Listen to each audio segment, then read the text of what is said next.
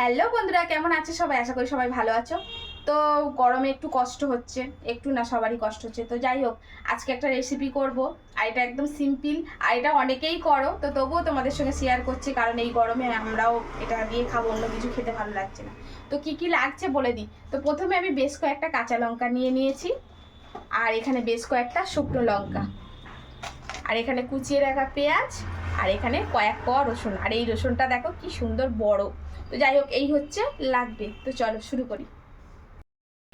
তো এখানে কড়াটা বসিয়ে দিয়েছি, আর কড়াটা বেশ গরমও হয়ে গেছে। আর এখন দিয়ে দেবো অল্প করে একটু সরিষার তেল। তো সরিষার তেলটাও তো বেশ গরমই হয়ে গেছে, যেহেতু কড়া গরম। তো এখন দিয়ে দেবো প্রথমেই এই রসুন।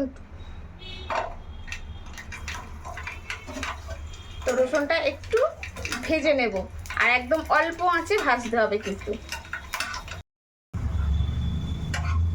তো রসুনটা বেশ একটু লাল লাল মতন হয়ে গেছে ভাজা, আর আমি কিন্তু গ্যাসটা একদম আস্তে রেখে দিয়েছি, নাহলে রসুন পুড়ে যাবে আর সিদ্ধ হবে না।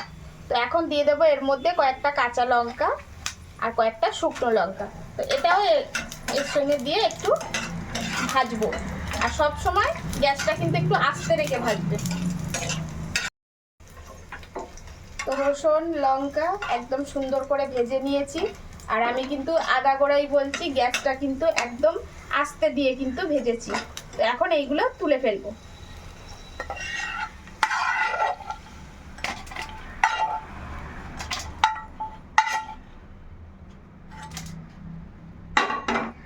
এখন এই কড়াতেই যা তেল আছে, আর কিন্তু তেল লাগবে না, অল্প তেল আছে, খুব বেশি তেলের দরকার নেই। এখন এর মধ্যে এই যে কাঁচা পেঁয়াজগুলো কুচিয়ে রেখেছিলাম, এইগুলো এখন একটু হালকা করে ভেজে নেব।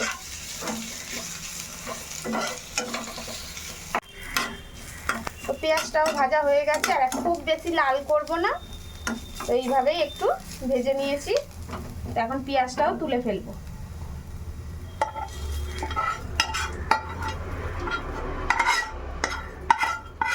তো এখন সমস্ত কিছু ভাজা হয়ে গেছে। এখন এই যে লঙ্কার বোটাগুলো একদম আস্তে আস্তে ফেলে দেব।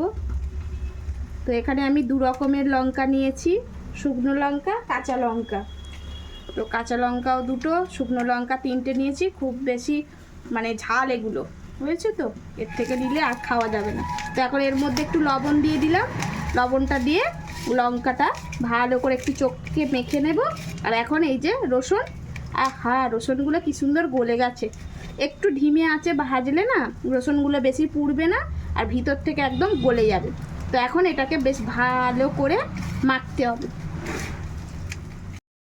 তো ভালো করে লঙ্কাগুলো আর রসুনগুলো মেখে নিয়েছি। এখন পেঁয়াজটাও এর সঙ্গে একটু চটকে নেব। আর এর মধ্যে কিন্তু যেটা না দিলেই নয়, এই যে একদম সরিষার তৈল। তো একটু সরিষার তেল দিয়ে দিলাম, খুব বেশি লাগবে না, যেহেতু এগুলো ভাজা ছিল, তো ওই জন্য একটু সরিষার তেল দিয়ে দিলাম। আর এখন দিয়ে দেব যেটা মেন, আর এই রকম ভর্তাটাও কিন্তু শুধু ভালো লাগে।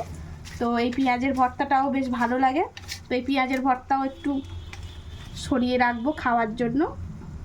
আর এখন এর মধ্যে দিয়ে দেব আলু।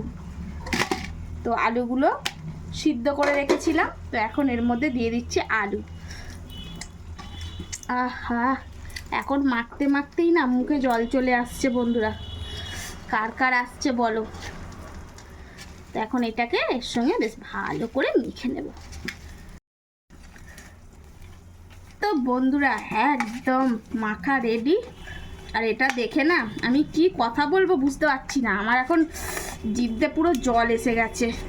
তো এই জিনিসটা না মানে মাছ মাংস যাই দাও না কেন সবার উপরে। তো মাখা একদম রেডি।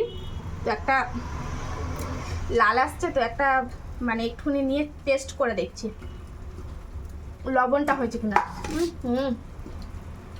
একদম পারফেক্ট হয়েছে লবণটা, দুর্দান্ত। তো এই আলুর চোখা, ডাল ভাত আর কিছু লাগে আমার কাছে? পাশে যদি মাংস রেখে দাও আর ডাল আলুর চোখা থাকে, ব্যাস আর কিছু লাগে না। আর আজকে খাবো পান্তা ভাত দিয়ে, প্রচণ্ড গরম পড়েছে। তো তো বন্ধুরা, এরকম আলুর চোখাটা তোমাদের কেমন লাগলো প্লিজ কমেন্টের মাধ্যমে জানিও।